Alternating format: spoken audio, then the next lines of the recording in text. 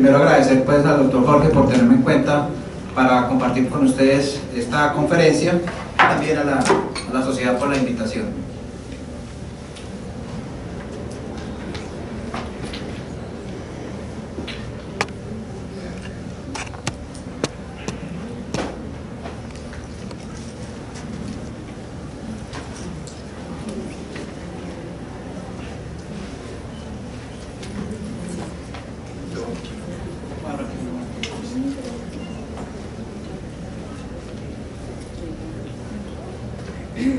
Declaro no tener pues ningún conflicto de interés con ninguna casa comercial. Empezamos el tema entonces haciendo un recorrido sobre las generalidades de la enfermedad. La endometriosis la conocemos como una enfermedad en la cual tejido similar al endometrio se encuentra localizado fuera de la cavidad uterina, en cualquier parte de la cavidad abdominal y en algunas ocasiones también extraabdominal. Afecta más o menos un 6 al 10% de las mujeres en edad reproductiva. En las pacientes adolescentes con dolor pélvico puede tener una prevalencia de un 50 al 60%.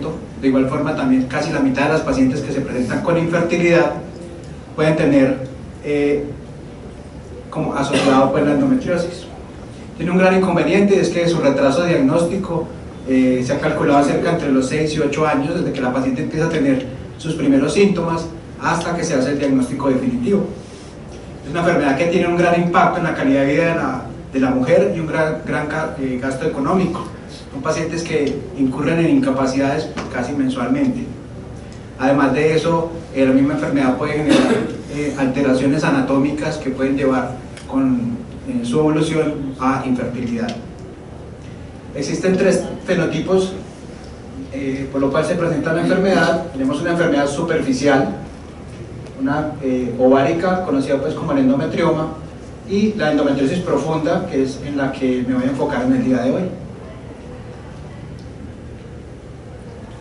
Su localización en la pelvis, más que todo para la descripción también de los informes y también en el momento de la cirugía, se describe de acuerdo a compartimientos. La pelvis se divide entonces en compartimento anterior, un compartimento central, un compartimento posterior, y ya lo que se sale se clasifica pues como en otra localización. El diagnóstico o el gol estándar para el diagnóstico se tiene que es un método invasivo, es la laparoscopia, continúa siendo pues el gol estándar, pero tiene unos grandes inconvenientes. El primero, nos da la información solamente de lo que se puede ver en la pelvis, no nos da información acerca de lesiones que pueden estar más profundas, entonces puede dar una subvaloración del grado de infiltración de la endometriosis. No está exenta de complicaciones, o sea, de entrada a hacer una laparoscopia por solamente hacer el diagnóstico puede generar complicaciones, obviamente mayores gastos económicos, y en ciertas pacientes teniendo enfermedad se puede llegar hasta un 21% de laparoscopias en blanco, que no aportan diagnóstico teniendo la paciente enfermedad. Si la paciente lleva una primera laparoscopia sin un adecuado mapeo o un adecuado diagnóstico, la cirugía se va a convertir en una cirugía incompleta, porque el cirujano no va a tener la información adecuada para completar la resección o la citorreducción, pues, por llamarla así, de la enfermedad, y esto va a incurrir en un mayor número de recidivas.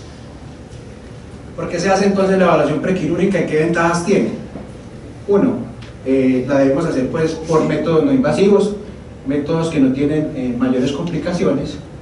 Permite, luego de hacer el mapeo, que se elija un adecuado equipo multidisciplinario, no solamente el nivel de experticia del cirujano que va a entrar a operar, sino que si necesita de un equipo adicional, cirujano general, urólogo, para complementar pues su procedimiento. Permite también centralizar las pacientes en sitios de excelencia para un adecuado manejo. Le permite al cirujano describir bien qué está comprometiendo la enfermedad del paciente y poder explicarle qué tipo de complicaciones puede tener después del procedimiento. Disminuye el número de cirugías subóptimas y por lo tanto el número de recidivos de la enfermedad. Obviamente al contacto inicial lo primero que vamos a tener es la anamnesis de la paciente. Los síntomas nos pueden indicar si la paciente tiene riesgo de tener una endometriosis infiltrativa profunda. El examen físico también nos puede orientar y ya está la evaluación prequirúrgica por imágenes.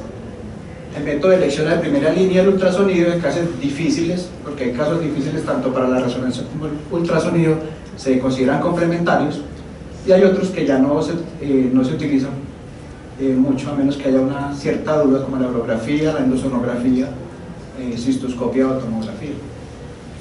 El análisis es muy importante, el tipo de dolor que refiere la paciente, la dismenorrea cíclica, dismenorrea severa mayor, tiene una escala visual análoga mayor de 7, son indicadores de aumento de riesgo de enfermedad profunda, la dispareunia, sobre todo la dispareunia profunda, y que muchas veces depende también de la posición en que esté el momento de la relación sexual. La disquexia y la hematoquexia son uno de los síntomas clínicos más relevantes y que nos van a indicar que hay que descartar pues, que la paciente no tenga un compromiso intestinal por endometriosis profunda. Obviamente no todas las pacientes van a tener dolor cíclico, hay pacientes que pueden tener dolor pélvico crónico intermenstrual ya por la misma evolución del tipo de dolor pélvico, y la paciente que presenta con síntomas urinarios o hematuria catamenial también es una paciente que puede tener compromiso profundo. El examen físico como primera línea puede ser insuficiente porque existe una gran variabilidad interobservador. Más del 50% de las pacientes que tienen endometriosis profunda en el compartimento posterior, el examen puede ser inespecífico o negativo, y la sospecha de nódulos que comprometen el intestino es muy baja, entre un 40 y un 68%. Hay nódulos que no se alcanzan a tocar al tacto, tanto por la distancia a la que están ubicados como por el dolor que puede generar la exploración en la paciente. Entonces esos nos van a dar unos falsos negativos. Ya en la evaluación prequirúrgica por imágenes tenemos como primera línea entonces el ultrasonido, la resonancia también que es complementaria, el colon por enema, por decirlo así, o la tomografía con una reconstrucción tridimensional y con CO2 nos ayuda, y es el método más sensible para ver el grado de estenosis pues, intestinal, si se requiere pues, tener un dato preciso de esto. Y ya los otros exámenes que les había nombrado como la orografía, la cistoscopia, la endosono, son exámenes que ya han sido reemplazados pues, porque la sensibilidad y la especificidad de la ecografía ha hecho que estos exámenes no sean necesarios en la mayoría de los pacientes. Voy a explicarles entonces cómo vamos a hacer cómo estamos haciendo pues, la ecografía como tal.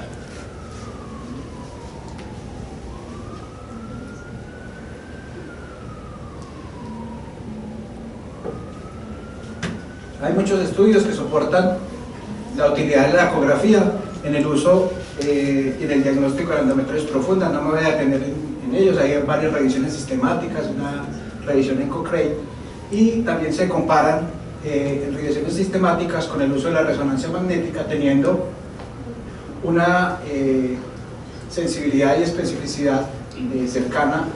Los dos son comparables pues, los dos métodos como diagnóstico. La única ventaja que puede tener un poco la resonancia es en la identificación en el caso de las lesiones en los ligamentos uterosacros. De resto son dos métodos comparables. La técnica que se utilizó pues, durante la exploración está descrita, es el grupo del trabajo del doctor González, compañía pues, del doctor Abrava de Brasil, y la terminología que se utiliza es la terminología descrita en el último consenso por el grupo IDEA, que es el que hace todo el análisis acerca de esto sobre endometriosis profunda. Es uno de los consensos que se debe pues, revisar al igual que el de IOTA o el de endometrio. El examen se debe hacer de una forma sistemática, igual como en la evaluación de tercer nivel o de detalle anatómico en los fetos, se debe hacer. No importa el orden que se tenga, pero siempre se deben revisar todos los sitios. El IDEA da 4 pasos. Uno en el que se evalúa inicialmente útero o ovarios, buscando signos de endometriosis, como adenomiosis y endometriomas.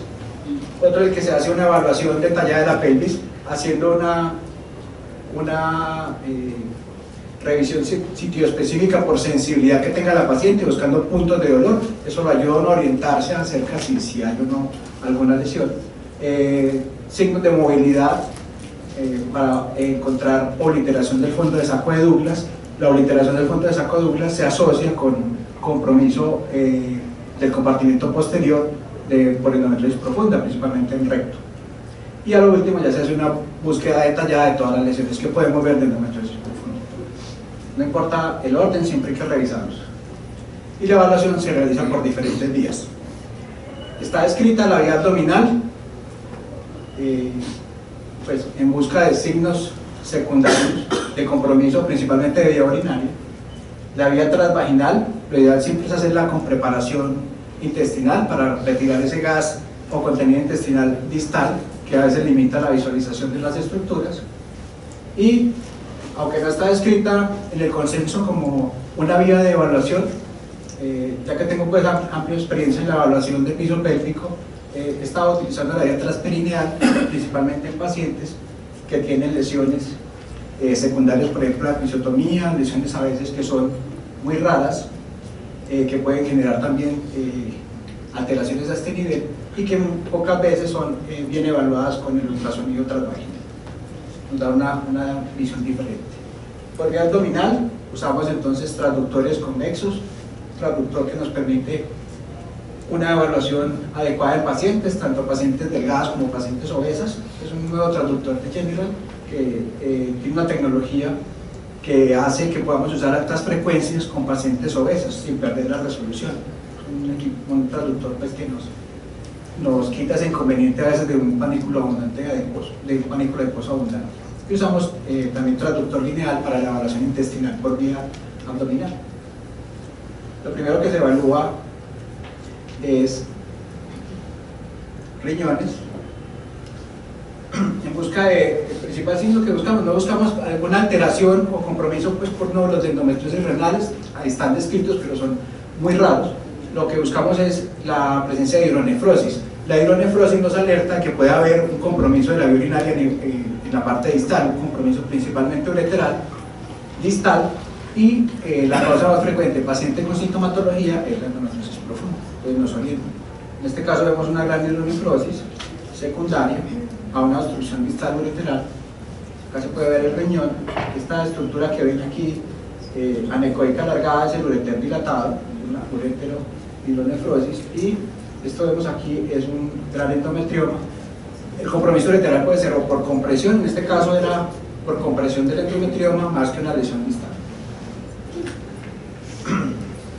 Se utiliza también el transductor lineal para la evaluación de la pared abdominal. Muchas veces las pacientes ya han tenido procedimientos anteriores, laparoscopias, siempre hacemos una evaluación de la cicatriz a nivel umbilical, si la paciente está refiriendo sintomatología, o en cicatrices previas, como en cicatrices necesarias, que son las más comunes, en las cuales podemos evidenciar estas lesiones. Son lesiones hipoecoicas con unos bordes irregulares, son poco vascularizadas, presentan sombra acústica posterior y son lesiones que a la misma presión que uno ejerce con el transductor, la paciente tiene mucho desconfort, mucho dolor. Son lesiones de endometriosis profunda de pared abdominal, secundaria pues en cicatrices previas. El compromiso de la pared abdominal puede ser en el espesor suprafacial o puede ser infrafacial. En este caso es una paciente que tenía en el sitio de la cicatriz de una laparotomía una lesión, pero esta lesión estaba adherida a la parte interna de la pared abdominal y igual está adherida a una asa intestinal. Trato siempre de revisar a nivel umbilical, porque si la paciente va a ser intervenida nuevamente en la laparoscopia, de mirar que no haya asas intestinales adheridas a la cicatriz a nivel umbilical, también para alertar al cirujano de que pueda modificar pues, su técnica de entrada a la cavidad si hay estas lesiones adheridas pues, al nivel de la cicatriz. De igual forma, con el mismo transductor lineal se hace una evaluación de la fosa ilíaca derecha. En la fosa ilíaca derecha se evalúa el ciego y se evalúa ilio terminal. Son sitios poco frecuentes de endometriosis, pero son sitios que se deben alertar al cirujano de que tiene compromiso, porque si hay compromiso a este nivel va a necesitar de un cirujano general y la cirugía va a ser un poco más difícil. Ya pacientes que pueden llegar a micolectomía y son sitios de lesión, principalmente la del ilio, que pueden generar más obstrucción intestinal que las lesiones en intestino grueso. Este es el ciego. Se caracteriza por la presencia de gas. Vemos acá que no podemos ver más acá por la interferencia que hace el aire al sonido, y acá podemos ver esta estructura alargada, es el ilio terminal. En este nivel es la válvula iliocecal y podemos evaluar este trayecto de Ilion. En este lugar también se pueden encontrar lesiones de endometriosis profunda, como estas lesiones. Son un poco más bien delimitadas que las lesiones que vimos en la pared, son lesiones hipoecoicas, que se ven más oscuritas. Siempre tengo el problema con acá. No me quiso correr pues el vidito de ese Ilion. Este es otro Ilion terminal, se ve una lesión hipoecoica nodular. Se diferencia el intestino delgado porque, si se dan cuenta, esta parte del intestino tiene un mayor peristaltismo, es lo que caracteriza el intestino delgado. Aquí tenemos el ciego y en esta parte el hilo terminal llega pues, a la válvula ileocecal. En esa misma fósil de acá derecha se evalúa también otra estructura que frecuentemente está comprometida por endometriosis profunda, y es el apéndice. Vemos una estructura alargada que finaliza, pues tiene un fin, ¿sí? Todas sus paredes son delgadas y es una estructura que se caracteriza principalmente porque no tiene peristaltismo, lo podemos localizar, y en algunos casos se ve compromiso. Aquí tenemos toda la estructura alargada que es el apéndice, y en la punta, que es el sitio donde mayormente puede haber compromiso, vemos esta estructura hipoecoica, es una lesión de endometriosis profunda. Se sospecha más que todo cuando hay endometriomas, o uno ve que hay un síndrome herencial anexial más endometrioma en estos pacientes. Entonces siempre se trata de explorar para descartar que haya o no compromiso del apéndice. Después de pasamos a la fósil de acá izquierda y se va a evaluar parte de colon descendente y sigmoides. Se puede ver fácilmente esta estructura alargada, ese es el intestino grueso, se ve sus capas, pues, paredes anterior y posterior. La pared que se ve más oscurita negra es la capa muscular, la más blanquita sobre es la serosa, y internamente vemos el complejo submucosa-mucosa. Muy difícil diferenciar submucosa de mucosa, pero se maneja como un complejo, y siempre se informa si hay infiltración o no a este nivel. En este caso vemos por vía abdominal esta lesión hipoecoica localizada en colon descendente, una lesión de endometriosis profunda. Obviamente la paciente también tenía otras lesiones a nivel pélvico. Luego de hacer la exploración vaginal pasamos a la vía pues, vaginal. Y en la vía vaginal vamos a describir todas esas estructuras que nos estaba hablando David, que podemos evaluar, y otras más pues, que también podemos observar durante la exploración. No me voy a detener mucho aquí, sí les voy a recomendar, igual que le hizo a David, que se revisen pues bien la terminología que se debe utilizar en la descripción de las enfermedades miometriales, principalmente pues, las dos, miomas y adenomiosis, y ser muy claro que no solamente una sola alteración nos va a hacer diagnóstico de adenomiosis, no, tampoco hay que sobrediagnosticar. Algunos estudios demuestran que si hay dos o más signos de adenomiosis podemos encasillar a la paciente, obviamente también si hay sintomatología alrededor, con el diagnóstico de adenomiosis. A medida que aumenta la cantidad de signos ecográficos, aumenta la sensibilidad de la ecografía como método diagnóstico de adenomiosis. Y tenemos aquí varios ejemplos: pacientes que tienen asimetría en sus paredes, algunas áreas o islas tanto ecogénicas como quistes intramiometriales. En este tenemos la característica sombra posterior en abanico. Es una sombra acústica, en unas radiaciones pues, hipoecoicas, una pérdida de la unión endomiometrial y una simetría de las paredes miometriales.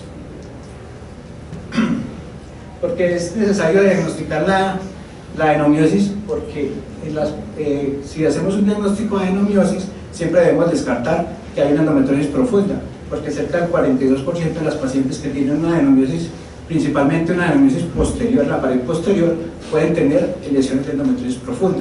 Son pacientes que clínicamente tienen más síntomas, sobre todo la dismenorrea es más severa, y luego de la cirugía, si no hay una esterectomía obviamente, son pacientes que pueden persistir con más dispareunia y dismenorrea luego del procedimiento quirúrgico.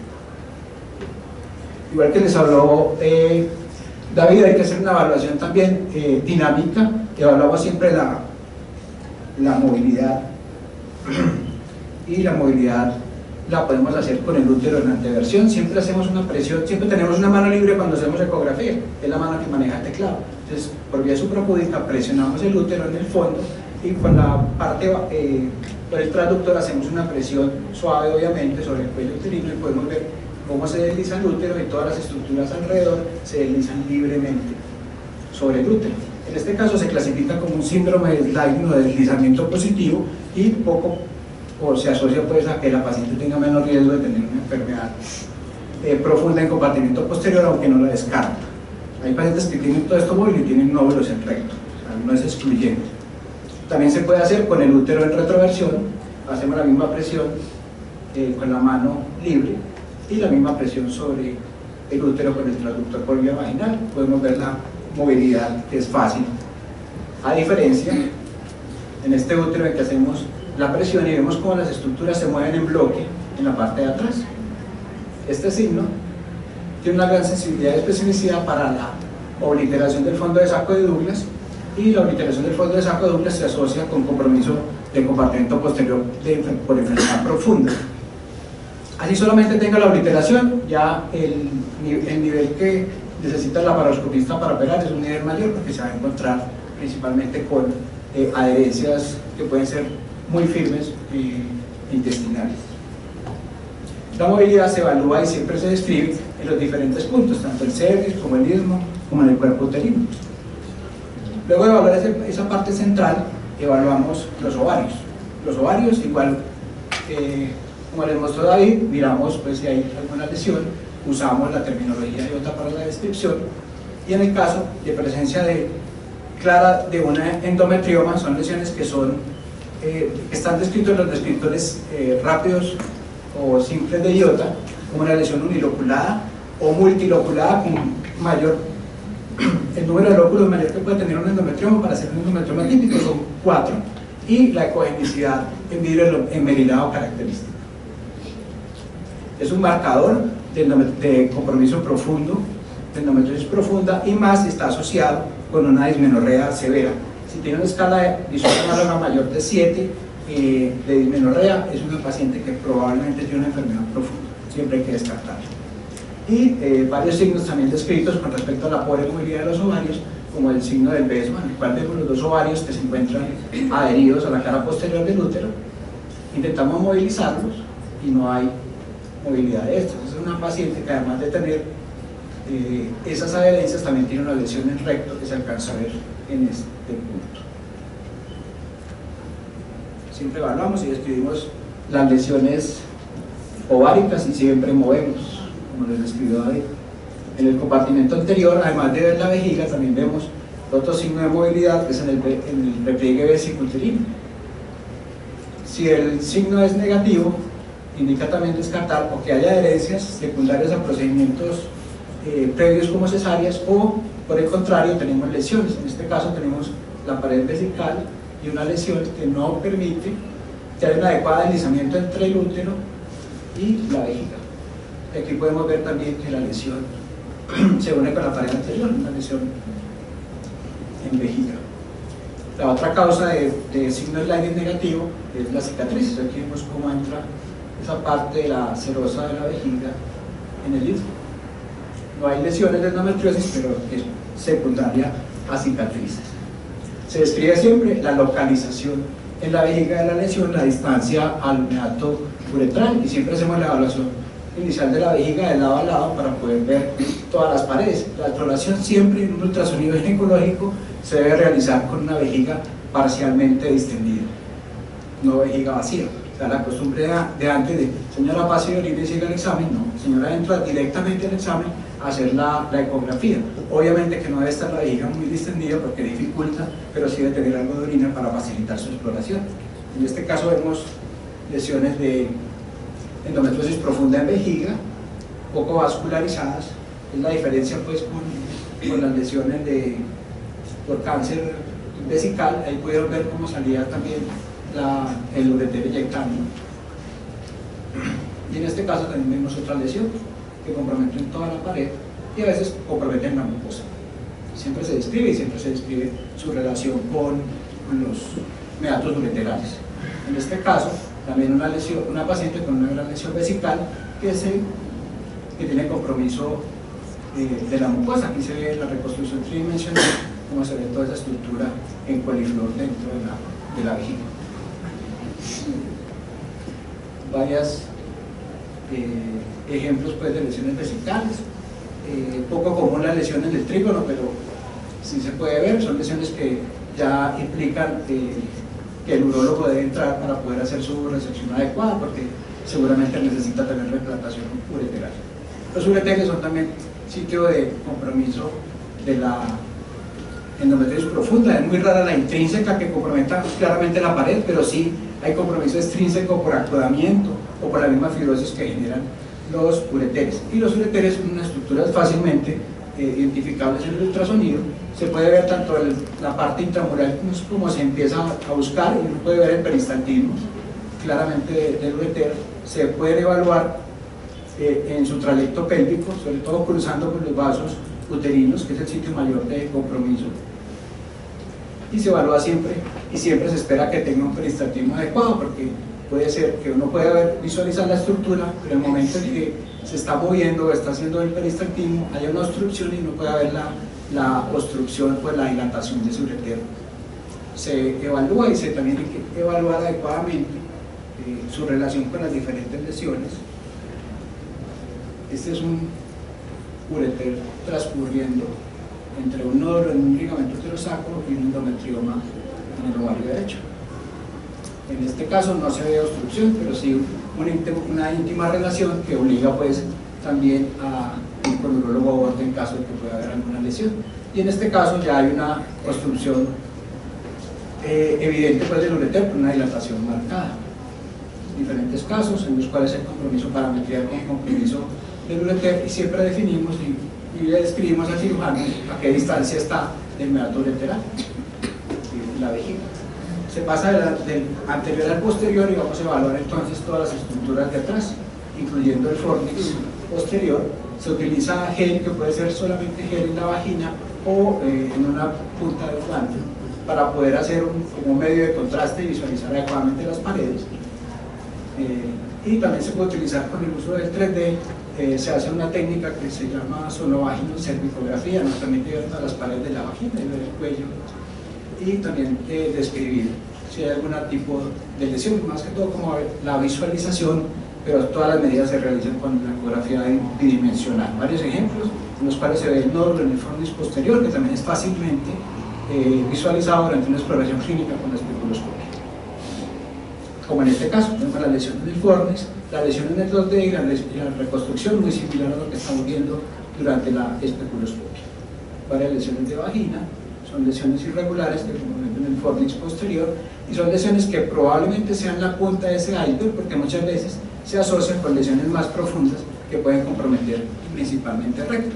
Pueden ser lesiones nodulares sólidas o lesiones quísticas similares a un endometrioma. El tabique rectovaginal, la endometriosis profunda casi se conoce como endometriosis del tabique rectovaginal, pero la endometriosis del tabique rectovaginal pura como tal es muy rara. La localización, pues más que todo que el tabique rectovaginal es una estructura muy pequeña, que vemos la vagina. En la parte, acá tenemos el recto y la ampolla rectal, la pared vaginal, y una estructura pues, que se ve muy delgadita del tabique rectovaginal, que en realidad mide 3 centímetros y medio por mucho, y es muy raro ver solamente el compromiso del tabique. Estas son las reconstrucciones con 3D, en el cual se puede ver la pared vaginal y la parte del tabique, el recto. Igual acá, si es un corte transversal, se ve la vagina, por acá está el cervix, el canal anal, y podemos ver esta estructura acá, que es el tabique recto vaginal. Lesiones en el tabique, también son lesiones que se extienden hacia la vagina, y en estos casos hacia el recto y destruyen. Si en esta línea no se continúa acá, es el tabique recto vaginal, destruido e infiltrado por las lesiones de endometriosis profunda. Varios ejemplos, por lo general son lesiones que pueden ser muy grandes, porque se extienden tanto a vagina como a recto, y tienen un gran dificultad tanto quirúrgico como también en riesgo de complicaciones, principalmente fístulas rectovaginales, por ser unas lesiones bajas. Los ligamentos uterosacros también son otras estructuras que se pueden visualizar y que comúnmente están comprometidas con endometriosis profunda. Es solamente presionar sobre el fondo de saco posterior y acercarnos al ligamento uterosacro, y podemos tener algunas ayudas fisiológicas en el caso de que haya una ovulación reciente. Periovulatorio, podemos ver estas estructuras son delgadas, ecogénicas, blancas, sin ningún tipo de lesión. Contrario a estos dos ejemplos, en los cuales también tuve la fortuna de que estuvieran periovulatorias y se ven las lesiones en su sitio de inserción, son lesiones también hipoecoicas, negritas y irregulares. Otro ejemplo, este se ve más claro, el ligamento anterosacro llegando a su sitio de inserción con la lesión en este punto. También se pueden estar asociadas a lesiones en recto y pueden estar haciendo adherencias entre estos órganos. El torus uterino también es otro sitio frecuente de compromiso, también se debe describir si está o no comprometida la parte posterior. De igual forma evaluamos parámetros, principalmente por el compromiso que puede tener el ureter en su transcurrir por esta estructura.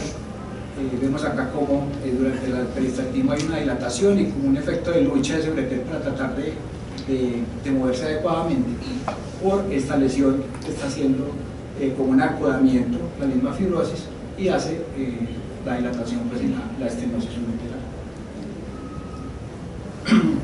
En las últimas exploraciones estamos haciendo una evaluación también de la pared pélvica. Aquí podemos ver el músculo piriforme.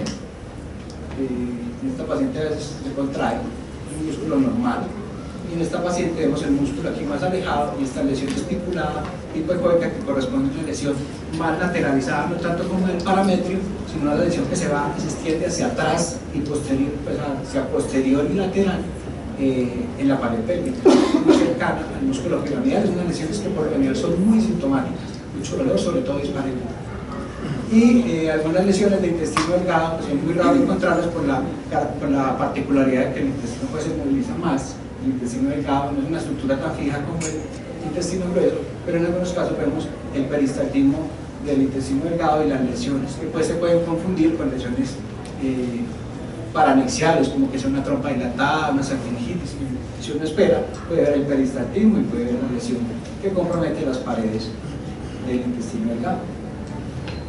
En este caso, el recto es de los sitios predilectos de la neurotosis profunda, y el ultrasonido es la única técnica que nos permite evaluar todas las capas adecuadamente. Aquí las tenemos representadas: serosa, la muscular propia, la mucosa y la submucosa.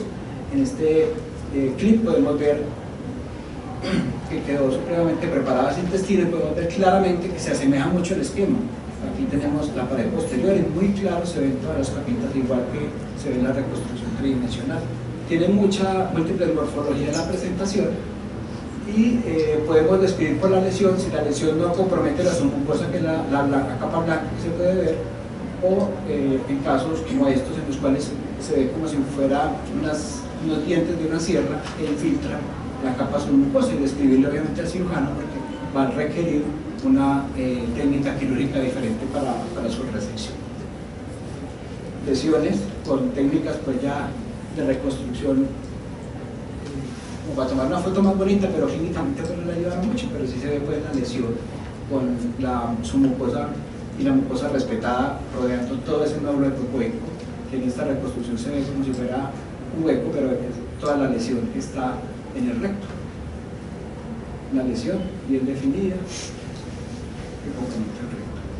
Y las lesiones en recto por lo general son lesiones multifocales, que si uno encuentra una lesión, independiente de la localización que esté, siempre debe hacer una evaluación de todo el trayecto, porque no solamente esta es una segunda lesión muy cerca de esta primera lesión, una lesión de casi 6 centímetros, y a los 2 centímetros otra lesión de 4 centímetros, un compromiso bastante extenso de recto y de unión recto sinovial. Se describe siempre la medida, siempre en 3 planos ortogonales, y siempre describimos la distancia que hay de la lesión al reborde anal, porque es un dato que el cirujano necesita para poder saber qué tipo de cirugía va a hacer y el nivel de dificultad y de complicaciones que puede tener la paciente. En resumen, el ultrasonido es el examen que tenemos como un examen de primera línea para este tipo de pacientes.